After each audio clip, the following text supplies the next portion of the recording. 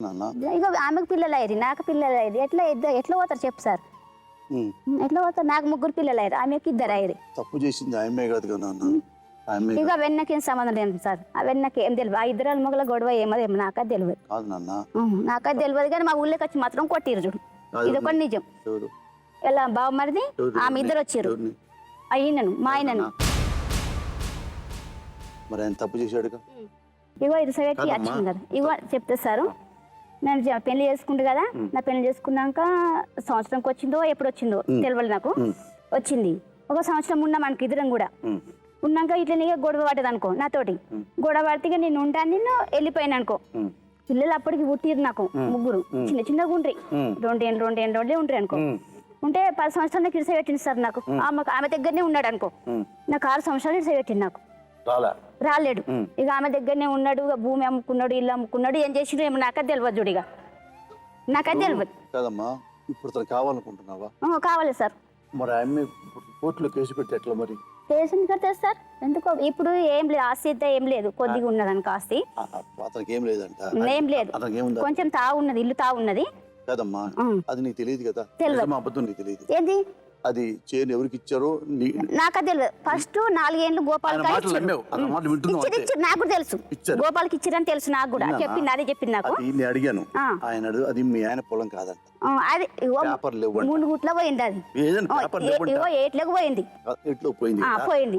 పొలం కింద రాదు కానీ మంచిగా ఉన్నప్పుడు పంట పెట్టుకోవాలి. ఏంటి మరి ఇప్పుడు నీ బిడ్డలకి నాకు న్యాయం కావాలి. ఇప్పుడు నా కొడుకులకు న్యాయం కావాలి. నీ కొడుకులకి ఏం న్యాయం కావాలనుకుంటున్నావు? ఇక ఆయన పని చేసినాయి ఆమెకి నాకిన్ని ఇవ్వాలి అంతే.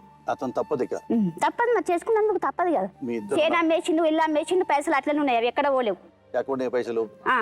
అవి ఎక్కడ పోలేవు. ఎక్కడ పైసలు? ఆమె దగ్గర ఉంటాయి. ఆమె దగ్గర చేను 4 ఏళ్ళు చేను కట్టిర్రు. 30,000 కట్టిరు, 40,000 కట్టిరు. అవి ఉన్నాయి. మళ్ళీ అకౌంట్ లా 40,000 ఉండే. నీకు మాట చెప్పమంటావా? వాళ్ళ ఆయన డబ్బులు 40,000 లక్ష ఆమె దగ్గర ఉన్నాయి. ఆ అమ్మాయి భార్య. గట్టిగా అడిగే హక్కు నీకు లేదు. మళ్ళీ ఎట్లా పిల్లలు అయ్యేది కదా. మరి తప్పు నీదేగా. మరి తప్పు ఉన్నది అది కానీ మరి ఎట్లా మరి పిల్లల పరిస్థితి ఎట్లా? అందుకని ఆమె దగ్గర డబ్బులు ఎంత ఉన్నాయో ఉండలేదు అడిగే హక్కు నీకు లేదు. లేదు కానీ ఉన్నాయి కాబట్టి నేను అంటున్నా. ఓకే. ఇప్పుడు నువ్వు నాకేం చెప్పావు అవన్నీ అక్కడ మాట్లాడుకుందాం. ఏమా నువ్వేం నాకు చెప్పావు అక్కడే స్పష్టంగా చెప్పు. ఏనా? అప్పుడు మనం మాట్లాడుకుందాం ఏం చేద్దామని. సరే సార్. దా.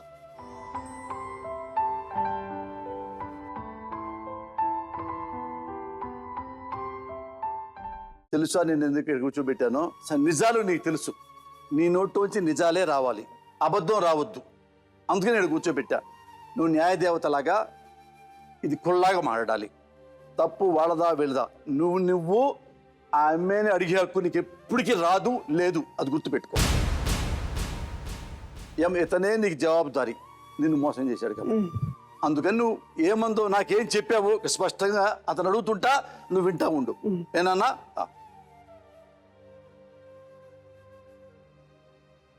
నాన్న, ఈ అమ్మాయి లక్ష్మిని నువ్వు కరెక్ట్గా మాట్లాడు, లూజు మాటలు మాట్లాడొద్దు.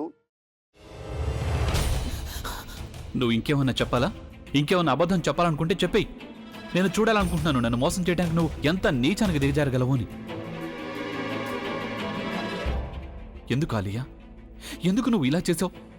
నీకు తెలుసు కదా నానమ్మ తర్వాత నీ ఒక్కదానిని కదా నేను పూర్తిగా నమ్మేది. ఏమన్నావు నువ్వు? ఈ మధ్య అన్నిటినీ మర్చిపోతున్నావా? అది చాలు. వాటిలో ఉన్న శక్తి విషయాన్ని గ్రహించి మనకు వివరిస్తాయి.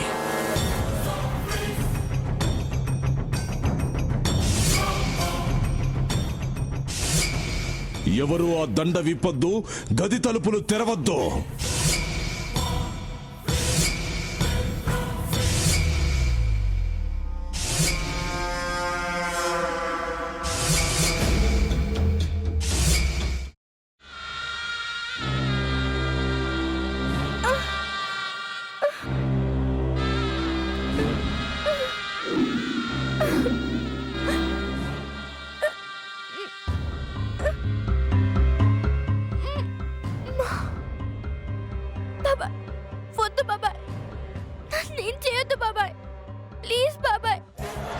నిజం తెలిసినప్పుడే నా ఆలోచనలో నువ్వు చచ్చిపోయావు. అబ్బా ప్లీజ్ కొంచెం తినండి ప్లీజ్. భీమారావు గారు మీరా? ఇగో మీరా కాదు సక్కుబాయ్. అవును, మీ పనామే లేచిపోయిందని చెప్పి కంప్లైంట్ ఇచ్చినావు కదా. రేయ్, ఆయన కంప్లైంట్ ఇచ్చింది లేచిపోయిందని కాదు, కనిపించడం లేదు అని. అట్లానా? సరే మేడం. ఇడియట్. ఆ వంట మనిషి పేరేంటన్నారు? రత్తాలు మేడం. ఏం పెద్ద మంచి, నీ వంట మంచిని కూడా మేడం అని పిలుస్తావా? రేయ్ హాఫ్ బ్రెయిన్,